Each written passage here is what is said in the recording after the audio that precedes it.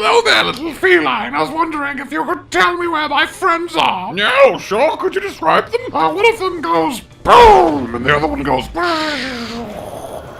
of them? Oh, you've not seen them in a while, have you? I think they're coming soon. Also, have we had this conversation before? I feel like we have. I don't think so. Goodbye! Hello, my fellow hunters! The first Rise title update is almost upon us, and indeed, we are about to get some juicy information about said title update. We know Chameleos is coming, and that's very cool. We know Apex Rathalos is coming, and that's very cool. But there is at least 2 more monsters to be, well, confirmed. And what might those monsters be? Well, why would I not take this opportunity just 24 hours before we find out to do a bit of last-minute speculation, thereby making myself look like a fool when I get it entirely wrong. But as the title of the video might imply, I want to start by looking at what I consider to be the most obvious place to look. Right deep into Teostra's gorgeous eyes. And you may ask, well, why Teostra? Well, there is a few reasons for this. So, firstly, Chameleos was introduced in Monster Hunter 2. And ever since, he's been one of my top 5 favourite monsters, around number 3, and I absolutely adore him. Chameleons are incredible, lizards are incredible, and I just can't get enough of him. He is by far the most quirky and personality-filled Elder Dragon, at least in my opinion, and he has stuff that really nothing in the game can compete with, namely the fact that he can go bloody invisible. And yes, there are a couple monsters that can match that, but they're deviants and rare species, whereas Chameleos, he's just that good in his base form. And when you have a monster that's invisible and also terrifying, you just end up in constant situations where you get taken by surprise out of nowhere. On top of having almost clock-like weird movements that really sell him, sudden bursts of speed, then slight pauses, you can never quite tell what he's gonna do, the fact that he can steal your items, and the fact that we don't have hot drinks or cold drinks so that they're not on the menu anymore, so he's really gonna go for your potions, and because it's Rise and we can restock now, that just makes the tent an all-you-can-eat goddamn buffet to this sticky, whippy, licky tongue boy.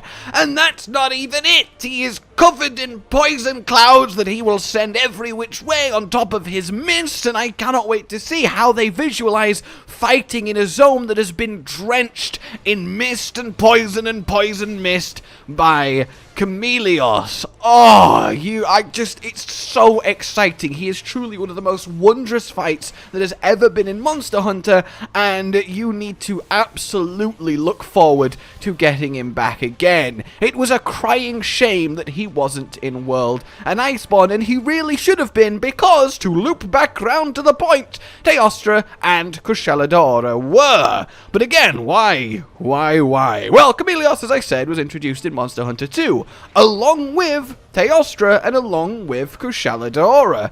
3 solid low to mid-tier Elder Dragons that represented a triumvirate, a trio of power that self-balanced. Each one of them was the natural enemy and counter to another in this beautiful triangle of nature. And by countering each other, I don't mean like they each just have an element that they can use that the other is weak to. It goes beyond that. The one thing that used to shut down Kushala's wind shenanigans was poison. So, Chameleos. The one thing that would really mess with Teostra's blast powder in the air is if it was all blown away. Kushala. And the one thing that would really mess with Chameleos' ability to hide in mist, and he could be anywhere, is something that can just blow everything up indiscriminately and doesn't even need to find his target. Teostra. It was really quite poetic. And since then they have always been a trio until they got broken up in World and Iceborne. Unless if you count all of the Chameleoses in the background in the Ancient Forest, of course.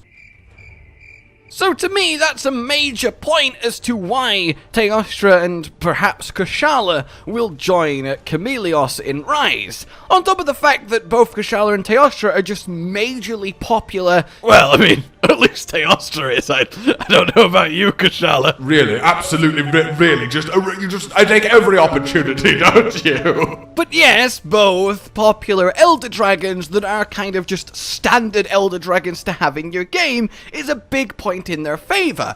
But it goes even deeper than simply the fact that these guys like to be a trio. And God, I cannot wait to see Chameleos Turf Wars, by the way. The further thought then is that Teostra is associated with a skill that we are being completely bottlenecked by in Rise. Weakness Exploit. And while Weakness Exploit on Teostra was a world/Iceborne thing, his armor historically has always had affinity leanings, from getting pure critical eye, or even the extra affinity from Agitator. Generally, he is someone that can give us more ways to get affinity, so we can stop using essentially the same 3 or 4 pieces of armor on most standard sets, and that's kind of really nice, because it's still really weird to me that there's no Weakness Exploit decoration, ham on! Beyond that then, well, there is the third factor that Teostra is actually going to add some much needed variety to Rise. Now don't get me wrong, there is a good supply of fire monsters, but let me ask you this. How can you get afflicted with Blast Blight outside the Rampage? Go!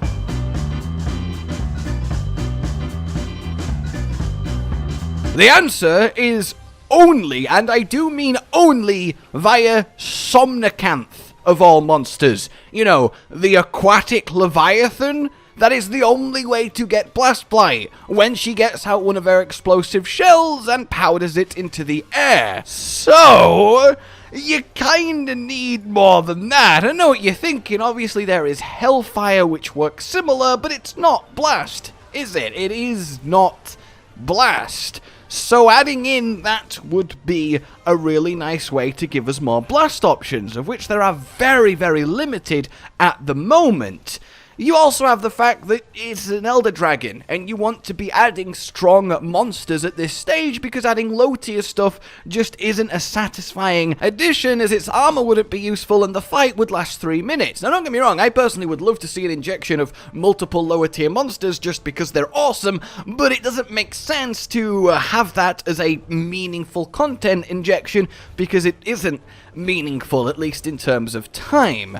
So, that is my thinking on Teostra. He fills a Blast Blight niche, he is an Elder Dragon, and we need that level of strength, but we don't want to go too far past base Elder Dragon yet, because we still don't even have, well, proper Elder Dragons that aren't spectacle fights, so he's a good entry-level Elder Dragon along with Chameleos. He does generally like to come along with Chameleos, and he will solve a armor skill niche that currently is very limited and restrictive, so he seems kind of a slam dunk in my opinion. So if we have Teostra and we have Chameleos, as I said, they've traditionally been a trio, so it would make sense if Kushala Daora comes along with them. Though that said, I could totally see if Kushala is the one left out this time. Though I also do like the idea of being blown off really high mountainous areas like the high up nest in the Shrine Ruins, as a wind blast hits you and you have to wirebug all the way back up. In fact, Wirefall in general makes Kushala, I think, a lot less obnoxious, but I definitely think he's the most leave-outable of this trio. But I definitely have got my eyes set on Teostra. If I had to guess a monster past this, honestly, I think it needs to be a dragon monster, because again, dragon is the other very underrepresented element and or status in Rise. It is only Ibushi, which means it's only in the Rampage and a spectacle fight, and even then it's not his main focus. So we really need something that can actually bring the dragon. And to me, that leaves two options.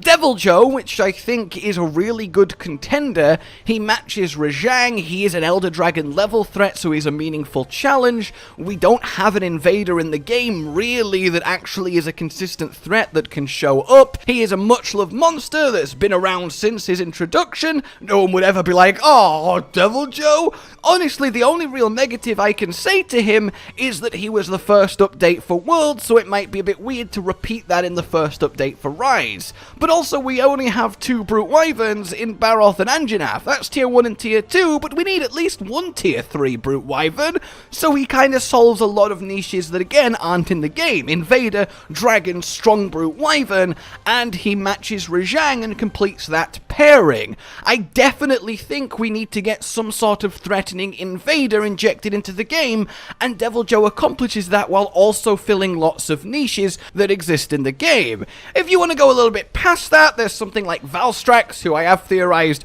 will be coming at some point, chiefly thanks to, again, the high-up Shrine Ruins nest with the Remobra. The Remobra there imply that Elder Dragons like to be there, they tend to follow them around. Valstrax loves nesting on high-up mountains. Again, we want Elder Dragon level threats. Valstrax isn't too difficult, though he is a little bit above the likes of Teostra and Chameleos, and he does give that dragon energy option to fill in the lack of a proper dragon monster outside of Ibushi and the Rampage. So I think Valstrax would be good, but I feel like it would be jumping the gun a little bit to go instantly Valstrax when you could slowly ramp up to him, because honestly Valstrax is a big enough deal to carry a whole update by himself, never mind as a menagerie of monsters. If you're going to insert monsters in a group, then something like Teostra makes sense because we're used to him, people are familiar with him, he's kind of like, oh neat, we're getting Teostra, you know, he doesn't steal the show from Chameleos, whereas Valstrax would definitely steal the show from Chameleos, and that wouldn't exactly be the smartest thing to do.